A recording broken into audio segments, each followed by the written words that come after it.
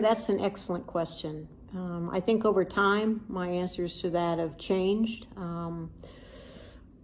What inspires me when I'm working in quality and safety is seeing individuals or groups of individuals change their thinking about quality. For many providers, or let's be honest, most providers, the term quality does not cause excitement. Watching the movement from quality as something that is distinct and very different from clinical care, and something as one more thing to do, to quality as an embedded part of clinical care that we are looking at on a daily basis, is a change in thinking. I like to think of both patient safety and quality as an activity of daily living for all providers. Potential quality improvement ideas or patient safety needs are identified every day by providers at the bedside. But they don't think of these improvement ideas. They think of this as the negative experiences that they may have been. We've always done it this way. We've talked about this needs to be changed. No one's listened. A wealth of information is available for improvement, but we just don't ask. At the end of a shift, ask a group of nurses or providers, what did you identify as needs to improve the care of your patients, or what safety issue did you experience during your shift? Once they think back on their shift, they'll begin to identify some very important topics.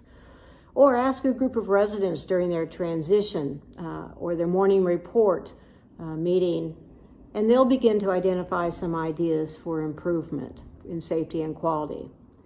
To take it one step further, how about incorporating this question into the daily workflow of all providers? It has to be done in a very open and no-blame environment, and somebody needs to be keeping a log of the areas identified.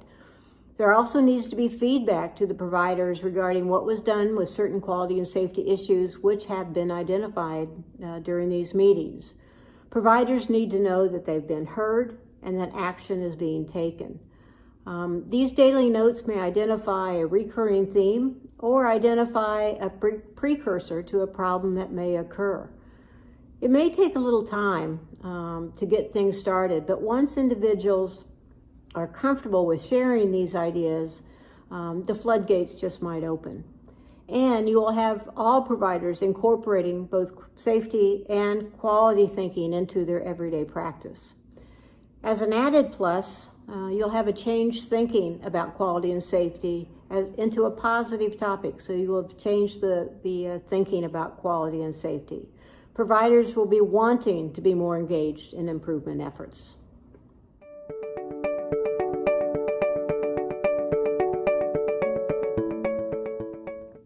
I think the most underappreciated clinical issue related to quality is sustaining our quality efforts, sustaining the gain.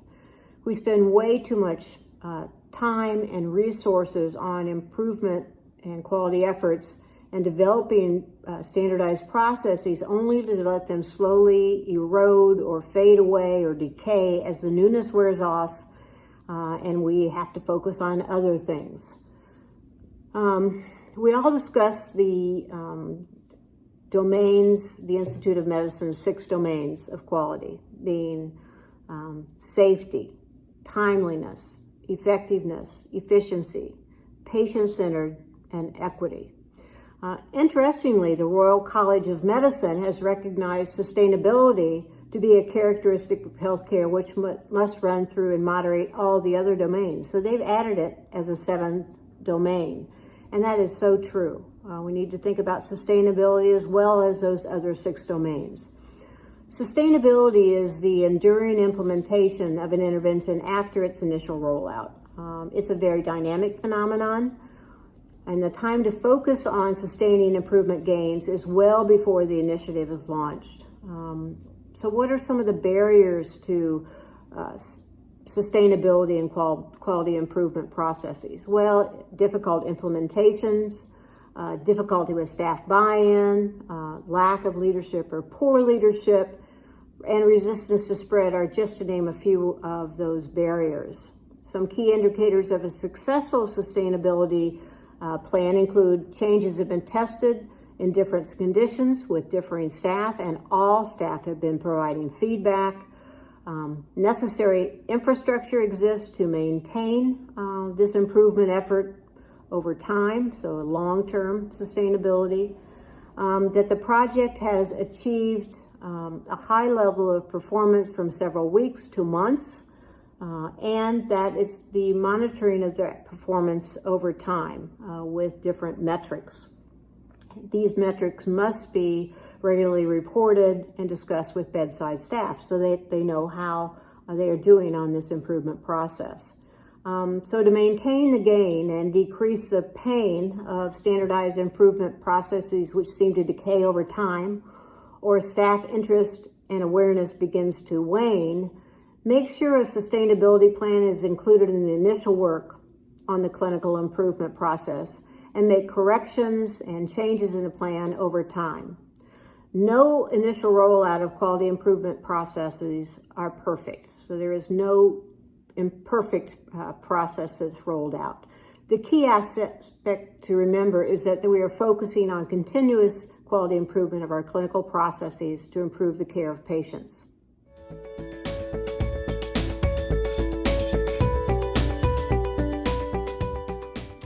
Improving outcomes. Well, I think I have 3 recommendations. First, we need to change our way of thinking to make improving quality and improving outcomes a very positive thing. For the providers at the point of care or those at the bedside, often the word quality is thought to be synonymous with now what? What are we doing poorly on? Or where have our numbers dropped?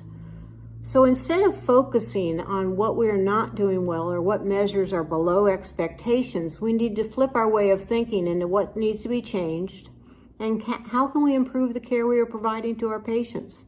Every provider can endorse improving care and moving towards evidence-based practice.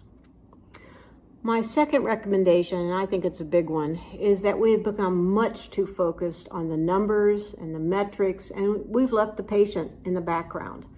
Every number or metric represents a patient or a group of patients or a group of individuals whose expectations are that we are providing the best care possible to achieve positive outcomes for them. Imagine a discussion in the pre-op area that goes like this. Mr. Jones, we're going to take very good care of you in surgery. You know, in the last year, we've only had 5 instruments left in patients following their surgery. That's much better than the year before. Or a billboard that says, our hospital follows national medical guidelines in our standardized process to prevent blood clots, and we do it 75% of the time. If we focus on improving the patient care we provide versus improving our numbers, we will have better outcomes.